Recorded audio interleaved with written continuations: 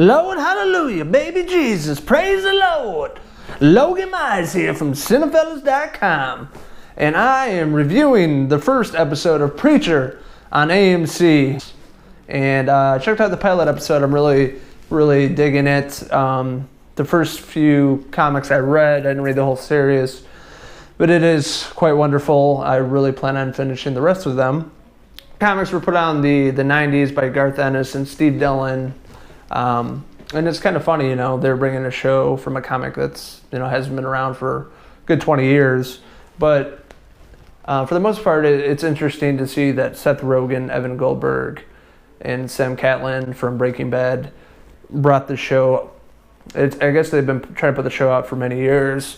And of all people, you know, Seth Rogen, Evan Goldberg, which are notorious for like potty humor comedies, dick jokes, and all that stuff. But this is something different. I mean, it has comedy, dark comedy in it, and it brings a lot of religious aspects into the show from the comic, but it's something out of their comfort zone, which is excellent. And I thought the first episode was quite impressive. Rogen was quite the fanboy of this specific comic series, and it took a while, but they finally brought it to probably one of the best networks to display this kind of story. You know, it has the Breaking Bad elements to it, and it has, you know, like aspects of The Walking Dead, and it's just a perfect network for a comic brought to a show like this, for many reasons.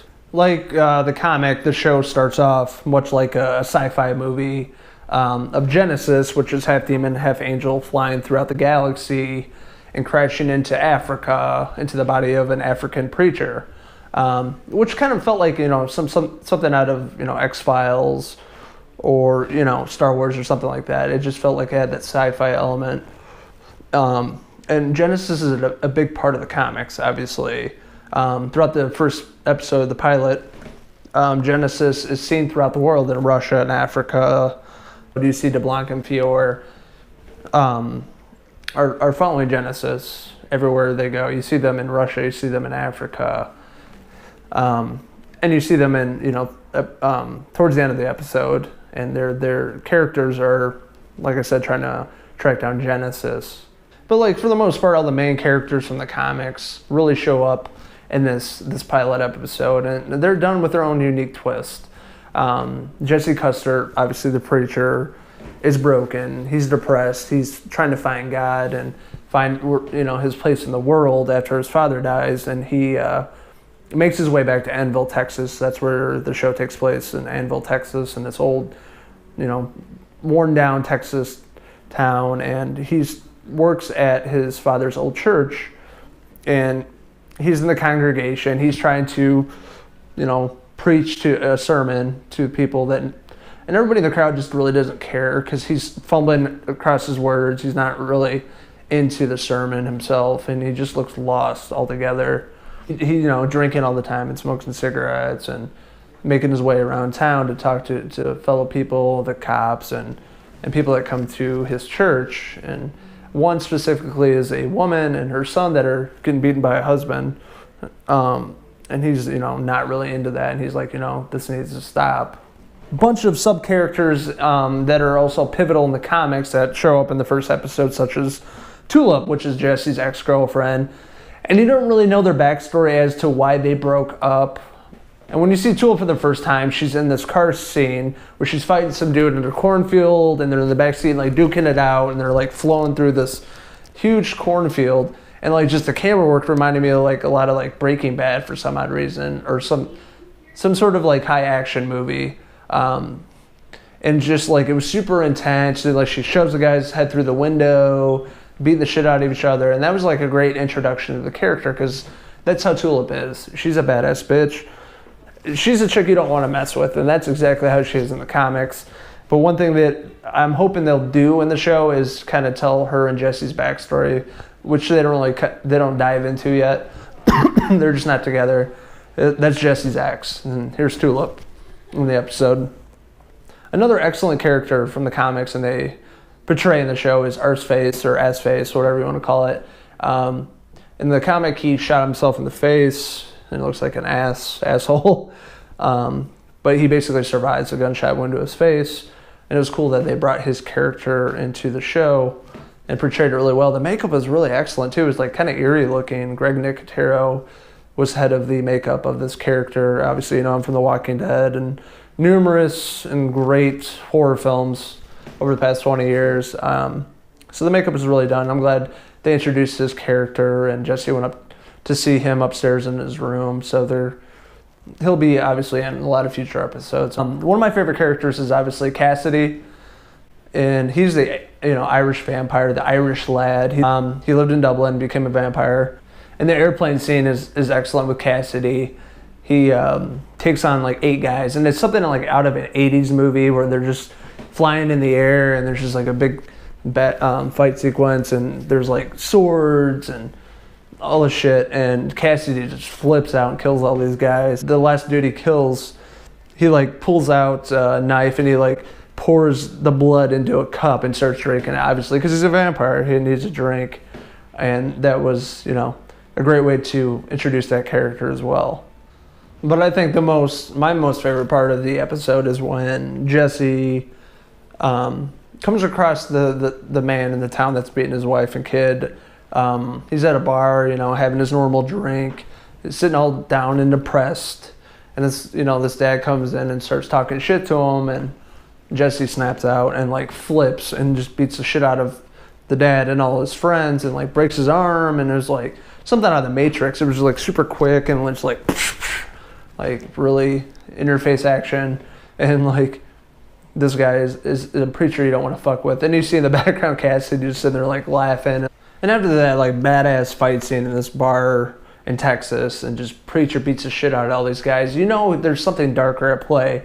There's something behind Jesse Custer, behind that preacher, appearance. That's what brings in the comics. You actually see that backstory of why Jesse Custer became what he is in this pilot episode, and which I hope they show in the future episodes to come.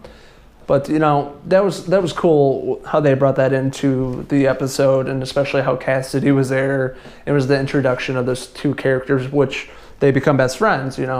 The preacher and this Irish vampire. And Cassidy had this great line. He's like, "What kind of preacher are you?" After he sees him like literally take out 6 guys and like within like a few minutes, so like not even breaking a sweat. So that sets up that storyline of these 2 characters, and they become best friends. They end up in jail together that night. In the end of the episode, you see this entity Genesis that I was talking about earlier in the review, which is a half demon, half angel. It kind of like sways its way into the church and takes over Jesse's body, and it creates something deeper inside of him, a darker force, basically. And is going to set up other key scenarios in the show, I believe, because it changes Jesse and it changes the preacher. And one instance is one of the people that come to the church. Jesse's talking to him, and Genesis took over his body, and he's like, "Yeah, this is what you got to do. Show your mother they have your heart." And he goes down to Florida and like cuts his heart out and gives it to her, and it's super gory. This show is like everything when it comes to like Breaking Bad and all these other shows on AMC. It's a lot of gore, it's a lot of dark comedy, it's a lot of action, and it's all these great elements that make AMC one of the best networks on television. I was really impressed with this pilot episode. It really lived up to all the hype that's been going around about this. I was excited, since I read the comic a while ago, and seeing how they're going to portray it on TV. And are they going to leave out all these like great elements of gore and horror and religion? But they really kept it pretty close to the comic, and I was impressed by that. And Seth Rogen and Evan Goldberg and Catlin, they really brought their A game for this. I was really impressed, and seeing that they can steer clear of just raunchy toilet humor and bringing something great to AMC that we need, in the off-season. Walking Dead's not on. We need a show to fill the gap in the summer, and this is perfect. This is excellent. Great cast of people, and Dominic Cooper is excellent as a preacher, as Jesse Custer, and I'm excited to see where his character takes and how close they kind of follow the storyline. I mean, there's so much that goes on in the comic. They're obviously not going to be able to relate everything within the show because it's only 10 episodes, but for the most part, I want them to keep the major focal points and all these other characters, and hopefully they will, keep it really interesting. But Preacher on AMC definitely met my expectations and more. I love the comic, and the show is just brutal. It's gory, it's in your face, and it touches on a lot of touchy subjects such as dark forces and demonic entities and religion and God and things like that, all wrapped into one with this like unique storyline, and I really love it. And I really wish everybody would check it out, give it a chance. It's something different, something unique that I think you'll really get addicted to. So I'm giving Preacher first episode a 5 out of 5 hair pieces. And keep checking us out each week on cinefellas.com and all our social networking sites. Keep up to date with us and all our movie and TV reviews. Till next time, until the next episode of The Preacher on June 5th, I'll see you then. Cheers!